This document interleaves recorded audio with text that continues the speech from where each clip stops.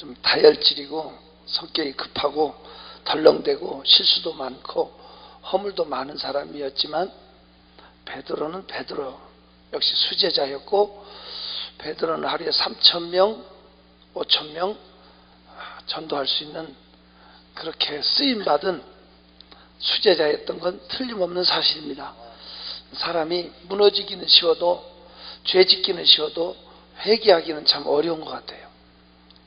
그가 3번 부인하고도 모자라서 주를 저주하는 자리까지 내려가게 됐지만, 주님은 그를 사랑하셨기 때문에 3번씩이나 그에게 사랑하는지 확인하시고 그에게 마지막 사명을 순고하게 맡기셨고, 십자가에 거꾸로 못 박혀 죽을 정도로 정말 멋진 마지막을 이루긴 했습니다. 단지 그가 3번 부인하고 저주하는 자리까지 내려갔다 복구하는 것이 너무 힘들었기 때문에, 너 젊어서는 네 멋대로 살았지만 이제 남은 생에는 내가 너를 띠띠우고 콧들이 해가지고 내가 너를 끌고 다니겠다는 이런 그 남은 생에 너무 수고하기 때문에 저는 안 무너지고 끝까지 평탄하게 믿었으면 좋겠다, 이런 생각뿐이에요. 그래서 어찌됐든 베드로가 부인할 수밖에 없었던 원인은 첫째, 자만. 얘들은 다 부인할지라도 나는 주와 함께 죽을지언정 주를 부인하지 않겠다고 큰 소리 쳤다가 제일 먼저 무너졌죠. 사람이 믿음 지킬 수 있는 건 내 의지가 아니고 하나님의 은혜입니다. 우리 자만하지 맙시다. 두 번째가 주님이 3번씩이나 그를 깨우면서 시험에 들지 않도록 기도하라 해도 퍼질러 잠만 자다가 무너졌죠. 기도할 기회가 늘 있는 거 아니라고, 헌신할 기회가 늘 있는 거 아니라고 깊이 새기시기를 축원합니다. 어쩌면 하나님께서 저와 여러분에게 이렇게 기도할 수 있는 기회를 주시는 것은 엄청난 축복과 영광을 주시기 위해서 우리에게 주신 기회인데, 여기까지 와서도 나약하게 굴지 말고 전투거든요. 은혜 받고 정말 열심히 기도하고 주님과 만나는 기회가 되시기를 바랍니다. 열려지는 기회가 되시길 바라요. 세 번째가 지금 첫 번째부터 다 들은 사람만 손 들어봐. 몇 분 안 되네요. 알았어요. 베드로가 문제가 생길 때 칼을 뽑았다는 거예요. 기도 안 해놓으니까 이런 추태가 나오지만, 성도는 문제가 생길 때 기도로 싸우고 말씀으로 싸우고, 맞습니까? 영으로 싸워야지. 혈기 부리면 끝나는 거예요. 육신의 방법으로 하면 무너지는 거예요. 칼을 쓰는 자는 칼로 다 망하리라고 그랬어요. 우리는 기도로 싸우는 사람이에요. 우리들의 싸울 것은 육체 아니에요. 우리들의 가진 검은 혈기 아니에요. 하나님의 주신 권세로, 영적인 능력으로 이겨야 됩니다.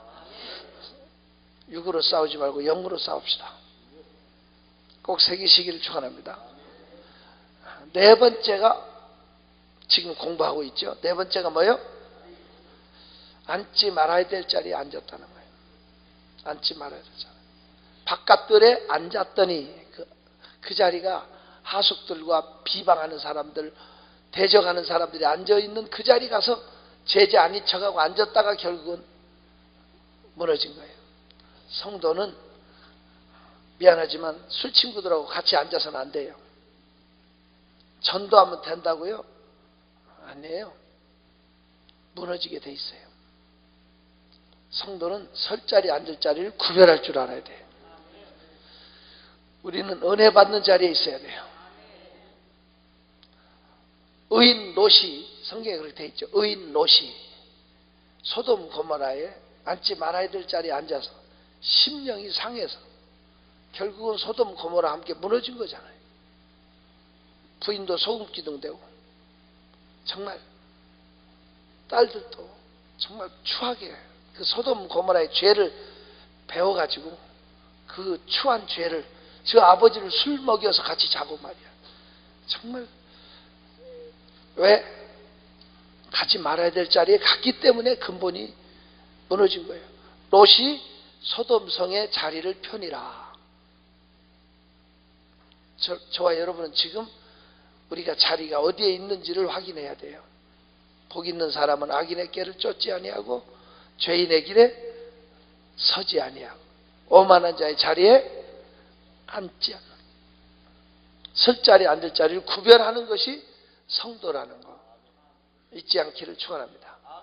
그래서 제가 오전에 노대복 장로님 얘기했어요. 그 비방하는 사람들 그 자리를 뛰쳐나왔기 때문에 그분은 95대까지 건강하게 사시다가 교회 여러 개 세우고 가셨고 그 자리를 앉아가지고 죄종 비판하고 쑥덕거린 사람들은 제명에 못 살고 피투하고 죽어. 저는 말이죠, 장가를 갔어요. 제가 믿어주세요. 제가 장가를 갔는데요, 저희 집사람이 아주 큰 부잣집 딸이에요. 부잣집도 아주 그 큰 부잣집인데 제가 그랬어요. 절대 폐물 같은 거 이런 거 해오지 말고 목사한테 시집 올 때 그런 거 가져오지 마라. 개척교회 목사가 짐 된다. 절대 간소하게 해오라고 그랬는데 진짜 간소하게 안 해왔더라고요. 그래 그 당시에 무슨 개인 농방 이런 데서 이렇게 농을 맞춰가지고 왔는데 그 농이 농 한 짝이 피아노보다 더 무거워요. 개척교회 하다 보니까 이리저리 이사 다니는데 결국 처갓집으로 실어보냈어요. 세상에 폐물 같은 걸 얼마나 많이 해왔는데 제가 그 폐물을 다 이제 마누라 꼬셔가지고 교회에다 바쳤어요. 전부 다 바쳤어요. 우리 하나님께 바치고 시작하자. 전부 바쳤는데 오메가 시계는 내가 안 바쳤어. 그 오메가 시계 그 당시 비싼 건데 제가 교회에서 이렇게 개척교회에서 피아노를 치고 있는데 거지가 왔어. 그 당시에 1,000원을 줬더니 거지가 그때 1,000원이면 지금 10,000원보다 더 커요. 1,000원을 줬더니 안 가고 째려보고 있어. 아저씨 왜 안 가시오? 날더러 그래. 시계도 좋은 거 찬 사람이 겨우 1,000원 주니. 아니 거지는 시계를 알아보더라고. 보통 사람은 몰라요. 그 시계는 늘 차고 있는 거니까 안 줬거든. 그 다음 주에 전라도 광주에 갔어요. 전라도 광주 가서 길 가고 있는데 어떤 사람이 툭 치고 가고 어떤 사람이 나한테 길이 어디냐고 묻는 거야. 길을 묻고 툭 치고 한 사이에 내가 거기 길을 어떻게 알아요? 모른다고 하는 사이에 가고 나니까 이상해서 보니까 없어졌더라고. 그 전주에 다 바쳤는데 그것만 안 바쳤거든. 그래서 내가 후회를 많이 했어. 야, 그거 하나님께 바쳤으면 이게 쓰리꾼한테 뺏기지 않았을 텐데 말이야. 근데 어찌됐든 저희 처갓집이 딸이 셋인데 딸 둘한테는 서울에다가 큰 집을 하나씩 사줬어요. 큰 집을 하나씩 사줬는데 저한테만 안 사줬어요. 왜 안 사줬냐면 목사한테 시집 보낸 것은 그 안 믿는 집이라 꼭 중한테 보낸 것 같은 이런 취급을 하대요. 근데 제가 진짜 개척교회 하면서요, 소가 언덕이 있어야 비빈다고 조금만 도와주면 좀 금방 될 것 같아요. 느낌이 조금만 도와주면. 근데 저희 집사람이 진짜 지독한 사람이라 처갓집 가서 10원 한 푼을 안 가져와요. 10원 한 푼을 안 가져와요. 아무리 어려운 이걸 봐도 심지어는 애가 200만 원이 없어서 죽어. 실제로 애를 잃었거든요. 200만 원이 있으면 살렸는데 처갓집 가서는 말 않더라고요. 그게 진짜 지독한 사람이에요. 처갓집은 늘어지게 사는데. 그런데 지금은 제가 우리 집사람한테 내가 고맙다고 그랬어요. 고맙다. 그러니까 제가 하나님만 의지할 수밖에 없었고, 그러니까 기도할 수밖에 없었고, 그러니까 오늘의 내가 있는 것 같아요. 오늘의. 진짜 그 당시에 우리 집사람이 처갓집 가서 돈이나 몇 푼씩 갖다 주면 내가, 집사람은 나의 목자시니 내가 부족함이 없으리라. 절대 기도 안 하고 인간적인 그랬을 것 같아요. 그런데 제가 이제 안 믿는 집에 장가를 갔는데 우리 장인이 세 사이가 있는데 사이 하나는 목사라고, 제가 막내 사이에 제가 목사고, 큰 사이는 대기업의 경영사장을, 높은 경영자고 대기업에, 둘째 사이는 그 홍익대학교라고 해서 홍대 미대가 유명한데 그 미대에서 교수예요. 미대에서도 상당히 높은 교수였어요. 그러니까 우리 장인은 교수 사이가 최고야. 그래서 일본식 집 있잖아요. 옛날 일본 집도 그 옛날에 지은 그 일본 집인데 문을 몇 개를 거쳐야 안방으로 가요. 그리고 옛날에 지은 집이 수세식 화장실이 안에 있고 뭐 이렇게 그렇게 일본 사람들이 냄새 하나도 안 나게 안에 화장실이 모든 게 돼 있는 아주 그런 집이 살았는데, 저는 안방까지 가서 인사드려도 쳐다도 잘 안 봐. 왔나 하고 말아. 근데 우리 둘째 동서가 그 미대 교수가 가잖아요. 그러면 벗은 발로 밖에까지 나와. 오, 자네 왔는가, 그런 거 있잖아. 그렇게 소를 잡고 잔치를 벌려. 저는 가면 저를 가면 둘째 사이에 그 박사 논문 중에 그 미대 교수가 이렇게 박사 논문은 고급 아트지에다가 작품이 실려 있어요. 그 작품 속에 이걸 나한테 보여줘. 고개 끄덕이면서 이 작품 참 잘 만들었다고. 아니, 전공도 아니고 시골 할아버지가 무슨, 안 그래요? 그 당시에 연탄 공장이면 굉장했어요.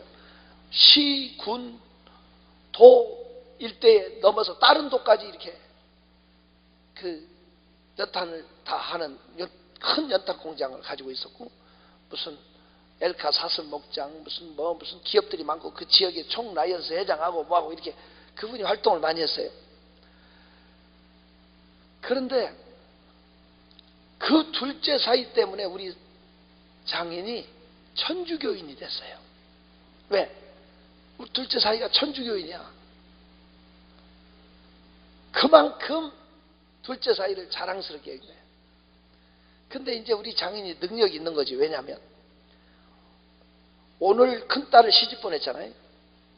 그 다음 달 그날 둘째 딸 시집 보내고, 그 다음 달 그날 셋째 딸 시집 보내고, 한 달에 한 명씩 보냈어. 나 같으면 그냥 합동 결혼식 해봤으면 세 딸을 동시에 보냈어. 그러니까 세 결혼식이 두 달 사이에 다 이루어진 거잖아. 오늘 그 다음 달 그다음. 그 결혼식 할 때 서로 왔다 갔다 하잖아. 이제 서로 갔기 때문에 아는데, 둘째 사이는 남대문교회 장로님 아들이야. 결혼식을 남대문교회에서 했어.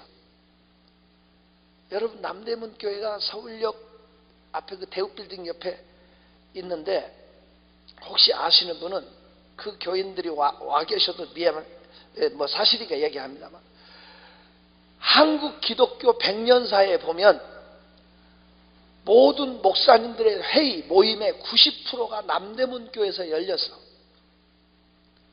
옛날 남대문교회가 한국교회 중심에 있었던 그런 시절이 있었다고. 근데 우리 동서가 거기서 결혼식하고, 토요일날 결혼식하고 그 다음날 신혼여행 안 가고 교회 예배 드리고 간다고 신부 데리고 교회를 갔어요. 그런데 그 교회가 싸움이 붙었어요. 자기 아버지 장로가 목사를 밀어냈어요. 큰 형님 장로가 목사를 끌어내렸어요. 강대상에서. 알아들어요? 그 주모자가 그 우리 동서 가족이야. 그리고 나서 우리 동서 가족 아버지 형님 다 죽었어요. 비참하게 죽었어요. 둘째 형님이 마산 정신병원에 가 있어요. 셋째 형님이 미쳐서 집을 나갔어요. 우리 동서가 넷째야. 자기도 가끔 정신이 오락가락한데, 그래서 자기는 살라고 천주교로 피난 갔대. 그러면 우리 동서가 천주교에 가서 큰일을 많이 했어요. 천주교의 마크도 우리 동서가 디자인했고, 천주교의 그 글씨체 특별한 거 있잖아요. 무슨 상체대에 무슨 뭐 이거 전부 다 내 탓이요 뭐 이런 거 우리 동서가 다 디자인한 거고, 성서와 함께라는 캐톨릭 최고의 그 잡지도 우리 동서가 발간했고, 명동성당에 가서 그 당시에 김수환 추기경의 오른팔로 일을 했어. 그러니까 우리는 기독교에서는 좋은 인재를 놓쳤잖아. 그래요, 안 그래요? 그런데 내가 우리 동서더러 그랬어요. 장로 아들이 천주교에 가 있으면 어떡하냐. 천주교가 얼마나 잘못된 종교인 거 아냐, 내 말이. 여러분, 우리 기독교 2000년 역사에서 순교자의 숫자가 6천만 명입니다.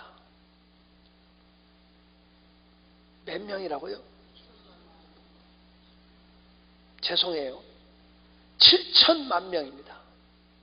순교자의 숫자가 7천만이 순교의 피가 흘러서 오늘 교회가 있는 겁니다.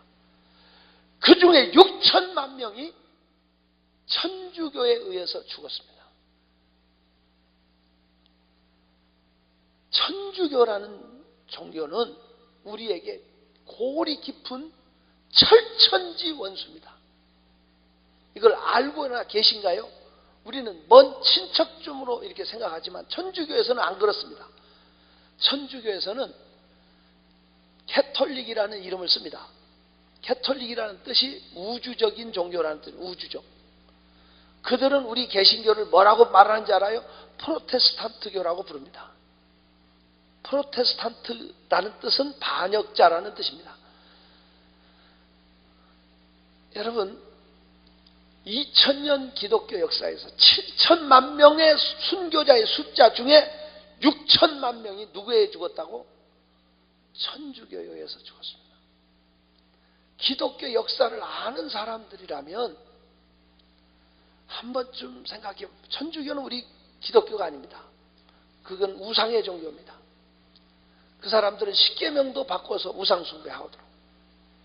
미안하지만 예수보다 성모, 예수의 어머니를 더 내세우고, 미안하지만 천국과 시판과 지옥을 얘기할 때는 근본주의자라고 그 사람들은 치부합니다. 그 사람들은 우상의 종교가 술, 담배 다 하고 완전히 세속적입니다. 내가 우리 동서한테 그랬어요. 천주교가 얼마나 잘못된 종교인 거 알지 않냐? 그랬더니 울어, 내 앞에서. 안 돼. 안 돼. 근데 지금은 그분 말로 지금은 교황은 죄가 없다. 교황 무호설이라는 게 있는데, 교황은 죄가 없다는 말을 요새는 안 하고 교황을 작은 종이라고 이렇게 부른대. 그리고 개신교의 찬송가 250곡을 갖다가 부른대. 그리고 구원과 복음을 인정하려고 한대. 야, 좋은 의미 같아요. 내가. 하지만 보세요. 우리 동서는 솔직히 말해서 10년 넘게 희귀한 이름도 처음 들어봤는데 희귀한 암에 걸려서 고생 하시다가 공기 좋은 데 산다고 속초 설악산 근처에 가서 살다가 돌아가셨어요. 우리 장인은 돌아가셨는데, 우리 장인 돌아가셨을 때 목사님이 600명이 넘게 조문을 왔어요. 우리 교인들도 내가 볼 때 한 500명은 될 정도로 많이 거기까지 조문을 왔어요. 우리 장인 돌아가셨을 때 조문객의 90%가 제 손님이었어요. 그런데요, 우리 장인이 그렇게 좋아했던 둘째 사이는 오지도 않았어요. 못 왔죠. 그 뒤로 며칠 후에 돌아가셨어요. 그런데 천주교식으로 하니까, 그 자랑스러웠던 둘째 사이 때문에 천주교식으로 하니까, 천주교는 장례 미사를 성례로 치르거든요. 얼마나 길게 얼마나 하고 그냥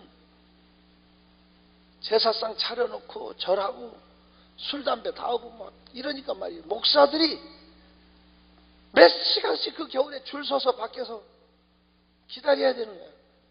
미사는 안 끝나고. 내가 진짜 쥐구멍이라도 있으면 얼굴을 쳐박고 싶어. 너무너무 창피하고. 존경하는 성도 여러분, 제가 이렇게 맺힌 한을 얘기하는 거예요. 왜 우리 동서가 날더러 장로 아들이 왜 천주교에 가 있냐? 그랬더니 날더러 목사님 3대째 장로 가정이면 복을 받아도 크게 받아야 되는 거 아닌가요? 맞죠? 3대째 장로 가정인데 복을 받아도 크게 받아야 되는데 우리 집에 저주가 있습니다.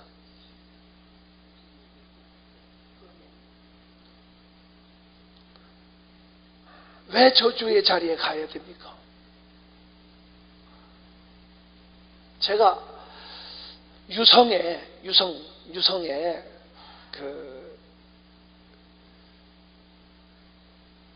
둔산지구의 대전 옆에 유성, 거기에 대성교회라고 있어요. 통합적 교회인데 있다 그래요. 무슨 교회? 그 대성교회에 부흥회를 갔어요.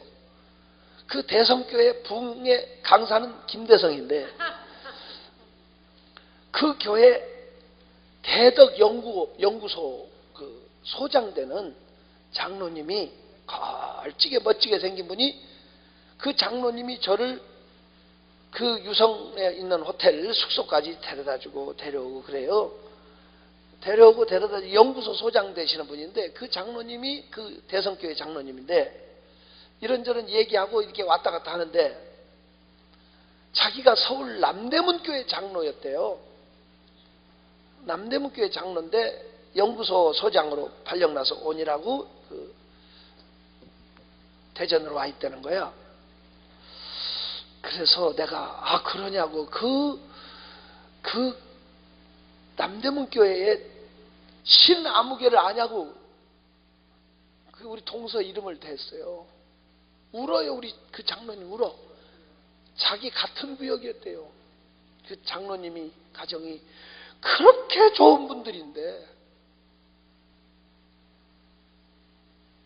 목회자 대적하는 자리로 어느 순간에 그리 가서 그렇게 무너졌다는 얘기를 하시더라고요. 여러분, 우리가 신앙생활 하면서 진짜 조심해야 돼요. 설령 목회자가 잘못됐다 하더라도요, 보세요. 에후가 아합을 처단했지만, 에후를 어떤 사람은 혁명가라고 하지만, 에후는 어떻게 죽었는가를 보시라고. 또 에후를 죽인 사람은 또 어떻게 됐나를 보시라고. 꼭 먹이사슬 같아요. 심판은 하나님의 손에 있는 거예요. 우리는 순종하면 돼요. 그러면 하나님이 책임져 줘요. 우리가 판단하고 우리가 그러면 우리가 심판받아요. 알아듣기를 바랍니다. 그저 우리는 순종하는 자리에 끝까지 있어야 돼요.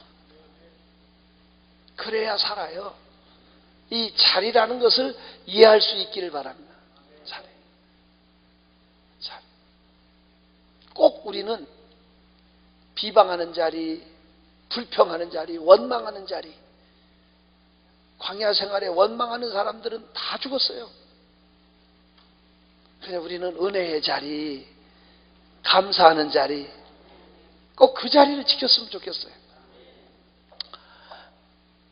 박수 치면서 갈 길을 밝히 보이신 주 앞에 빨리 나갑시다.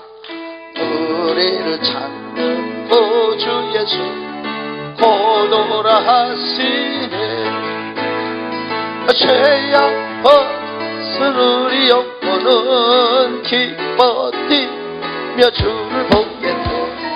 하늘에 계신 주 예수 영원히 섬긴 주를 여기 주를 계시오. 다 와서 주의 말씀 듣기도 생각하고 참 진리시로다. 죄악 벗은 우리 영혼은 기뻐 뛰며 주를 보겠네. 하늘에 계신 주 예수 영원히 섬 우리를 다 하시는 말 기쁘게 듣고 순종하세. 구주를 빛이 제발 소속히 나가세. 아멘. 죄악 벗은 우리 영혼은 기뻐 뛰며 주를 보게. 하늘에 계신 영원히 섬.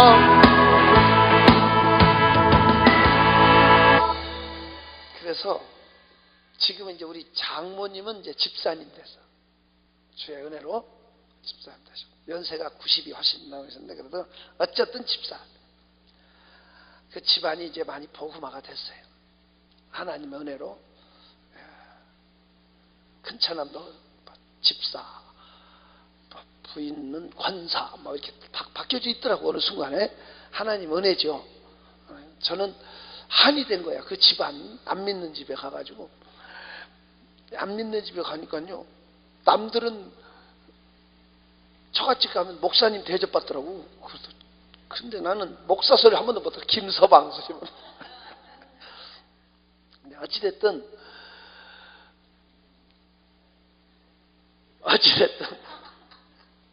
하나님의 은혜로 왔습니다마는 줄 잘 서야 돼. 그 믿는 3대째 믿는 집이 그럼 되겠냐고. 근데 제가 오전에 소개했던 그 노대복 장로님은 그 비방하는 중에 얼른 튀어나왔잖아요. 그분이 재정부장이니까 금전 문제로 표출된 그런 비리를 그 목사님이, 그 장로님이 제일 잘할 거 아니냐고.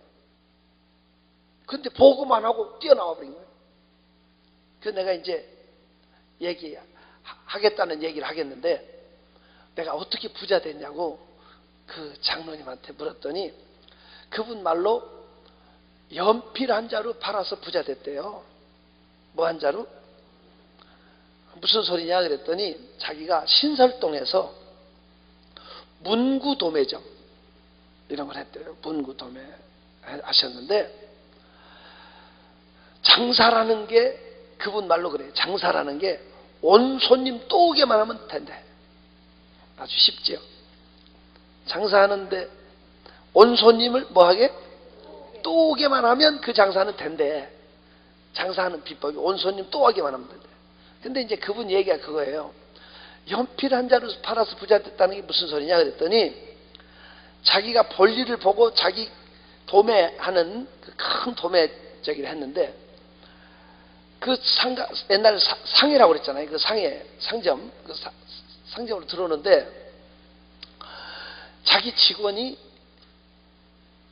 어떤 부인이 연필 한 자루 사러 왔대. 그러니까 이 직원이 아줌마 여기는 도매집이요 도매집. 도매집은 연필을 낱개로 안 판대. 그러면서 그 연필 한 자루 사러 온 아줌마를 내어 쫓더래. 그때 사장이 본 거야. 직원을 호되게 나물렸대. 이 사람아, 손님은 왕일세. 손님은 왕일세. 그리고 직원을 나물에서 들여보내고 연필 한 자루를 팔려면 큰 박스를 뜯어야 돼. 큰 박스, 중간 박스, 무슨 박스. 놀랍게도 8번 뜯으면 박스 한 타스가 또 묶어져 있는 거, 그 타스 중에 또 하나를 뽑아. 이해가 되나? 그러니까 박스 뜯는 값도 안 나와. 그 한 자루를 팔기 위해서 큰 박스, 중간 박스, 무슨 박스 해가지고 12개 들은 한 타스에서 한 개를 100배 사죄하면서 죄송합니다 하고 판 거야. 그 아주머니가 고맙다는 말도 하고 가버리더래.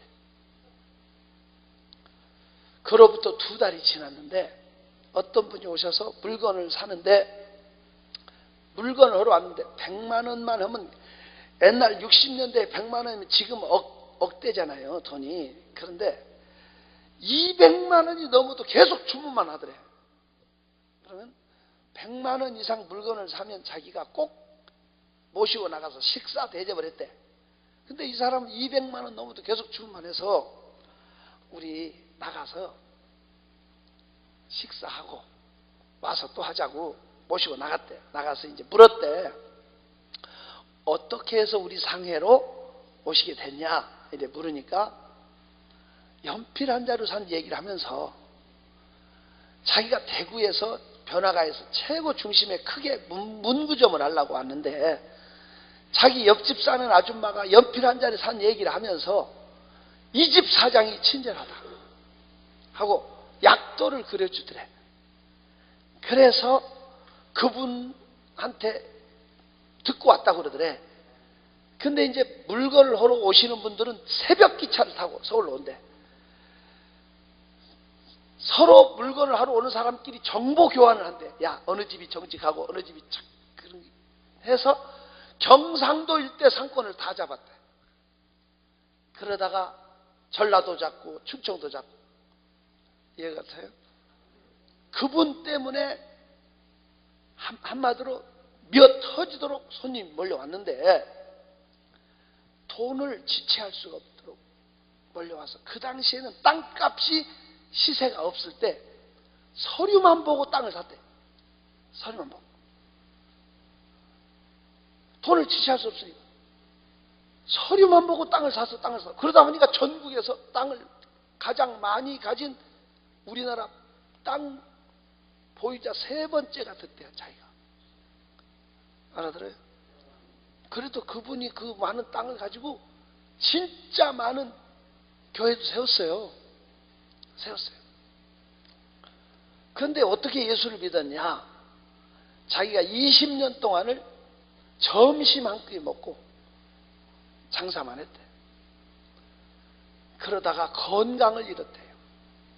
건강을 잃으니까 백약이 부여고 이제는 아무것도 먹을 수가 없고 이제 죽게 되니까, 죽기 전에 옛날 어른들은 전답을 한 바퀴 돌아보고 죽는 거 있죠. 여한이 없이 죽으라고 죽기 전에 이렇게 한 바퀴 돌아보고 죽는 게 있단다. 그런 거 여러분 아세요? 근데 이 사람 전답은 대한민국에서 제일 많은 사람 중에 하나인데 어딜 돌아봐. 근데 이분의 그 물건 중에 가장 가치 있는 물건이 어디냐면, 청계천에 가면 평화상가, 무슨 동평화상가, 무슨 이런 상가 건물 있잖아요. 있다 그래요. 그 건물들이 다 이제 그분 거니까 그것만 이제 그 물건을 보고 죽으려고 네 사람 장정들이 이렇게 어깨에 매가지고 이분이 타고 가마처럼 이렇게 도는 거 있잖아요. 그 상가 일대를 이렇게 도는데 상가가 A동, B동 막 이렇게 있잖아요. 그 상가 건물과 건물 사이에 공터가 있는데 거기서 어떤 아주머니가 보따리 펴놓고 물건 맡겨놓고 길바닥에서 파는 그런 아줌마가 있는데 이 아주머니가 짜장면 꽃배기를 시켜갖고 양쪽 손으로 아르바시를 가지고 이렇게 믹서해가지고 앞으로 나란히 해서 쭉쭉 빨려 들어가는 거 있죠. 있어요. 그렇게 짜장면이 쭉쭉 빨려 들어가는 걸 본 거야. 자기는 백약의 무효고 이 모든 걸 다 가졌어도 먹어보지 못하고 죽는데 이 사람은 비록 돈 없어 길바닥에서 장사를 해도 보세요. 그분 말이 그래요. 그 상가 동 안에 점포가 몇 천 개가 있대요.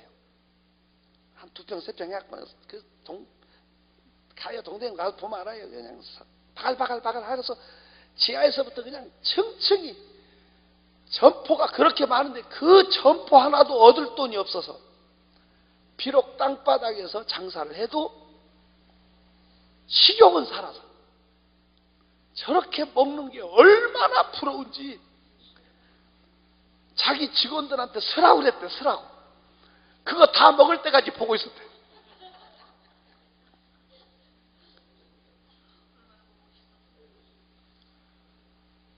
너무 부러워서. 그래서 미련 없이 죽으려고 돌다가 나도 살아서 저렇게 한번 먹어봤으면 좋겠다. 그래서 예수 믿죠. 누가 예수 믿으면 산다고 그래서 기도원으로 갔대. 기도원에 가서 한 주간 동안 집회를 참석했는데 나았을까 안 나았을까? 에? 나았다 안 나았다 못된 사람. 안 나았으면 뭐로 가? 나았어?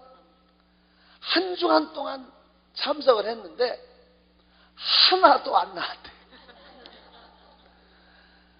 하나도 안 나왔는데 이제 토요일 되니까 다 집에 가더래. 교회 간다고 다 가니까 자기도 가려고 보니까 누가 신발을 훔쳐가 버렸대. 옛날 신발 도둑 많았어요. 제가 면목동에서 82년도에 목회할 때요. 학교 선생이 왔어. 학교 선생분인데 좀 멋지게 생겼더라고. 열심히 자기가 개척교회에 충성하겠다고 몇 주 나와고 전등도 갈아주고 뭐 이렇게 봉사를 하더라고. 늦게 갔는데 가다 보니까 신발을 누가 훔쳐가 버렸어. 이 사람 신발이 새로 샀대. 근데 누가 훔쳐가 버리니까 얼굴이 일그러지더니 그 다음 주부터 안 나오더라고요. 세상에 신발 하나에 믿음 팔아먹더라고. 맨날 그런 어떤 할머니는요 새벽기도 20년을 다녔대. 근데 신발은 한 번도 안 사신었대. 바꿔 신어. 경험이 있나 어떻게 알아? 옛날 고무신 콧박신 니꺼 내꺼 비슷할 때 떨어질 만하면 바꿔 신어. 이분은 20년 동안 새벽 기도해서 신발 값은 안 들었지만 내가 볼 때 기도 응답은 못 받았을 것 같아요. 어찌됐든 신발을 훔쳐버리는 도둑이 많았다니까. 옛날에 교회도 부잣집 가죽 구두 신발 훔쳐가. 산에서 내려올 수가 없대. 그 당시에 비포장 뭐 이렇게 돼 있는 시절 아닙니까? 같이 갔던 목사님이 신발 가지러 갔대요. 신발 가지러 내려가고 그 산에 예배당에 혼자 있는데 무서운 생각이 들더래요. 무서운 생각이 들어서 기도하려고 무릎을 꿇었대요. 기도하려고 무릎을 꿇었는데 자기 몸이 땅에서부터 이렇게 붕 떠오르더래요. 1m 이상 떠오르. 몸에서 땀이 막 쏟아져요. 그 몸이 뜬 상태에서 그 예배당을 빙빙 하고 돌더래. 땀은 비어도 쏟아져. 자기도 몸이 가볍게 뜨더래. 혹시 몸이 이렇게 기도하면서 뜨는 현상이나 진동의 현상 이런 거 체험해 본 사람 손 들어봐요. 몇 분? 2분? 알았어요. 그런 표적이 저도 한번 체험해 보긴 했는데 그게 별로 좋은 건 아니에요. 특별히 이제 처음에 이 신앙생활 할 때 표적이나 이렇게 의심 줄 때나 이럴 때는 그렇게 할 때도 있어요. 근데 어찌됐든 몸이 이렇게 떠오르는데 땀이 막 빛처럼 쏟아지는 거예요. 그 목사님이 신발 가지고 왔을 때는 다 나아버렸대요. 감사하죠. 그러니까 이번에 치료받고 응답받고 하려면 신발을 잊어버려야 되는 거예요. 어찌됐든 호사다마라고요. 이렇게 은혜 받으려면 방해하는 일이 좀 있고 마귀가 그럴 때 그때를 못 이기고 어떤 사람은 기도원까지 와서 시험 들어서 가고 불평하다 가고 그런 사람 많아요. 다소 마음에 안 맞을 수 있고 뭐 그럴 수 있지만 이래 돌이켜 생각하면 은혜고 그냥 감사해야 되잖아. 정말 우리 기필코 해결받고 갑시다. 그 어른은 64세의 신학을 공부했어요. 저하고 신대원 동기야.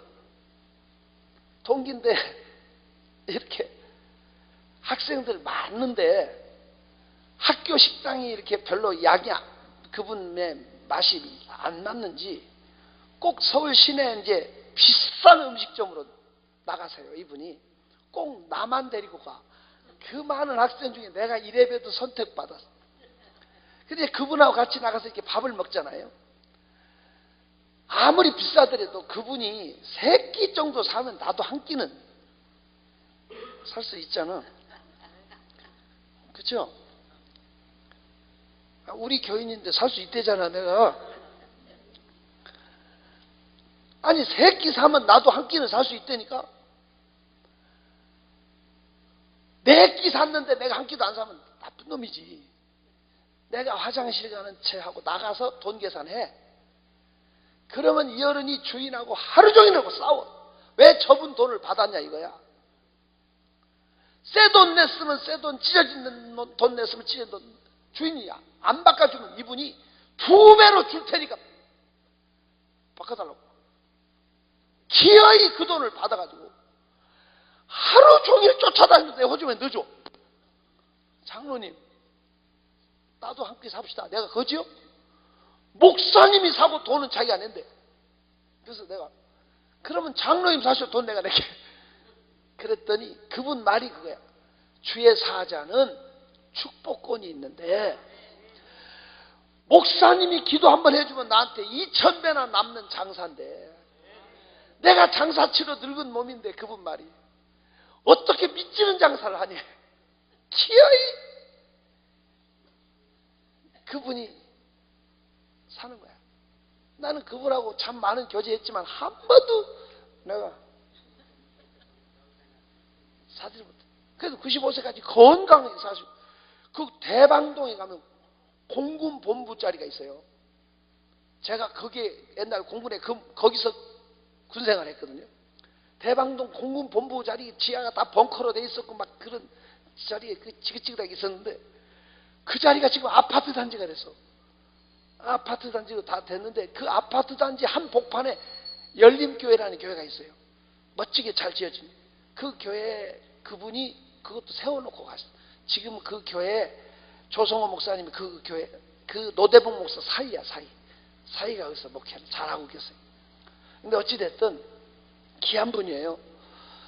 그 거역하는 자리 튀어나와야 됩니다.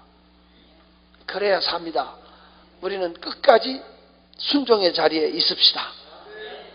헌신의 자리에 있어야 됩니다. 불평하는 자리, 원망하는 자리에 가면 무너집니다. 마음에 가득한 샘을 깨치고 지극히 화평한 마음으로 신나게 찬송을 부르면 피로 속죄하고 아멘 속죄하고 주 예수 내 죄를 속했네 할렐루야 소리를 합하여 합하자 그 피로 속죄하고 큰 나무같이 속죄하는 것 아니요 거룩한 하나님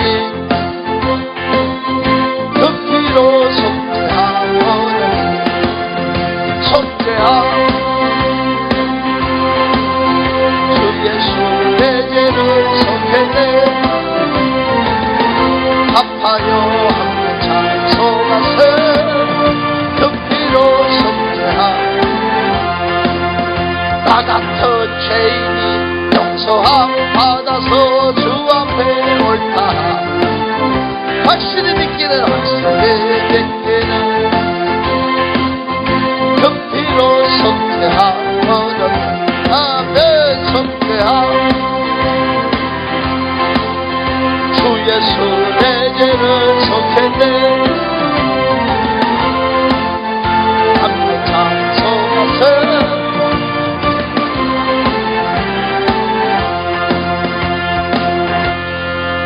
아리마대 부자 요셉을 소개할 때 저희의 모의와 결의에 가타하지 아니한 자라 이렇게 써 있어요. 함께 가타부터 하지 마세요. 예수 죽이려는 모의에 참여하지 않은 사람이에요. 꼭 기억하십시오. 제가 이 얘기만 하고 마칠게요. 그냥 이름을 대면 안 되겠죠? 혹시 진짜 궁금하다 그 교회 이름이 그러면 나한테 개인적으로 물어보면 알려드릴게요. 그냥 지역만 말할게요. 인천입니다. 인천. 인천에 있는 교회고 교인들은 한 2,000명 정도 모이는 교회인데 그 목사님이 그 교회를 개척을 했습니다. 개척을 한 2,000명 됐는데 연세가 좀 있는데 교인들이 우리 교회를 박사학위 가지고 똑똑하고 젊은 목사가 와야지 저 목사님은 아니다. 그래서 목사를 내어 쫓는 일을 했습니다. 근데 그 목사님은 내가 개척한 교회고 나는 죽어도 안 나간다. 그래서 3년 동안 싸웠는데 결국 그 목사님이 쫓겨나서 영등포 도림동에 와서 상가에다 개척을 했습니다. 그리고 그 교회는 박사학위 가진 똑똑한 젊은 목사를 후임자로 모셨습니다. 그리고 나서 딱 1년 동안에 42명이 죽었습니다. 42명이 죽었는데 20명이 죽고 나서부터는 다음엔 네 차례다 네 차례다 그런데 사람들이 그 목사를 내어 쫓기 위해서 가담하고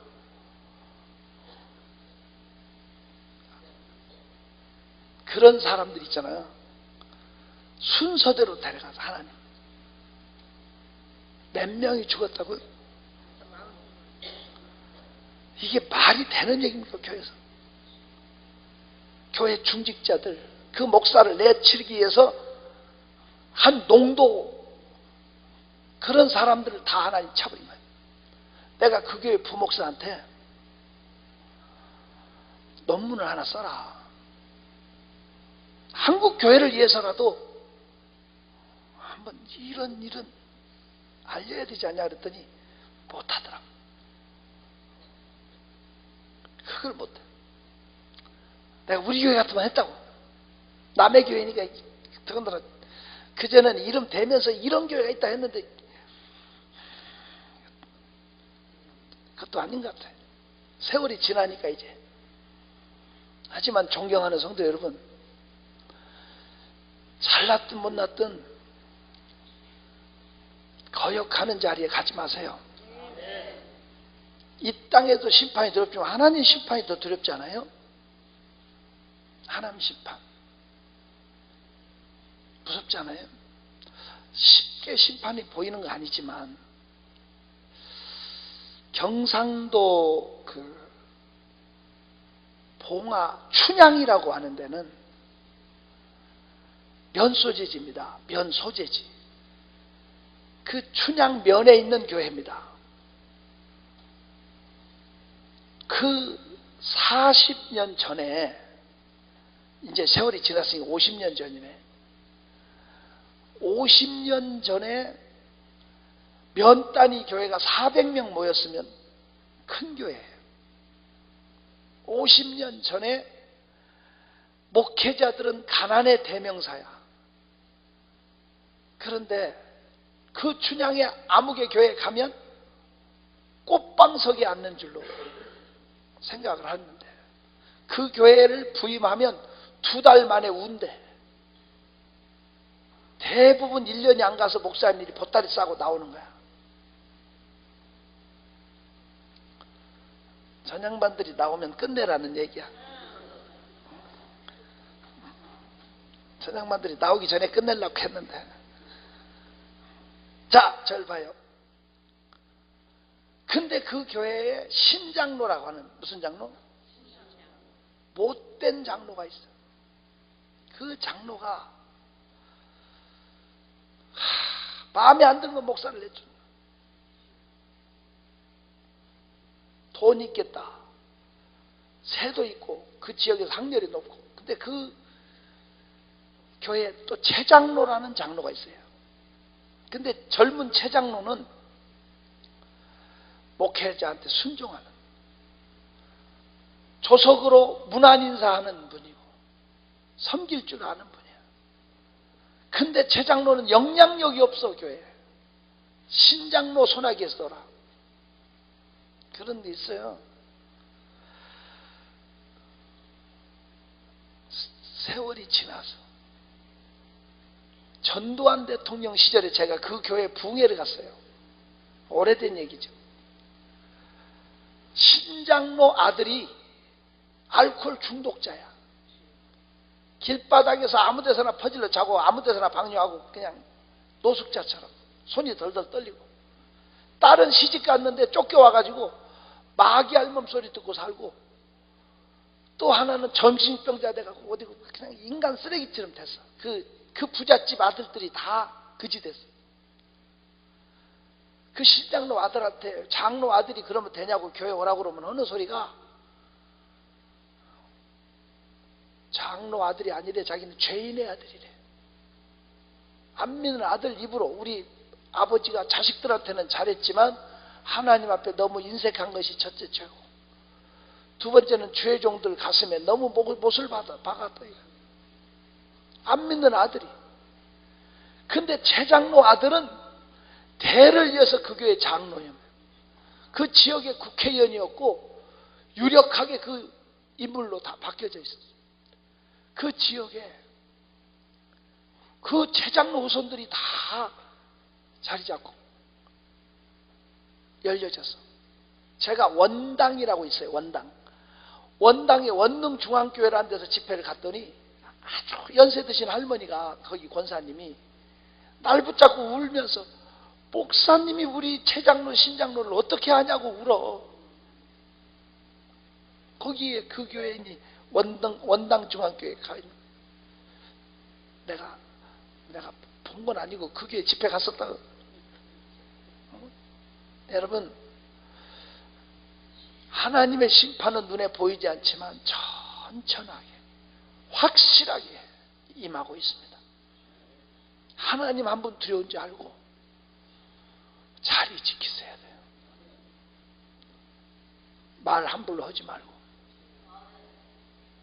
남 판단 심판하지 말고, 한 분 하나님 두려운지 알고 신앙의 절개와 정조를 지켜야 돼. 알아듣기를 축원합니다. 우리 두 손 들고 기도해요. 두 손 들고, 하나님 끝까지 자리 지키게 해 주옵소서. 신앙의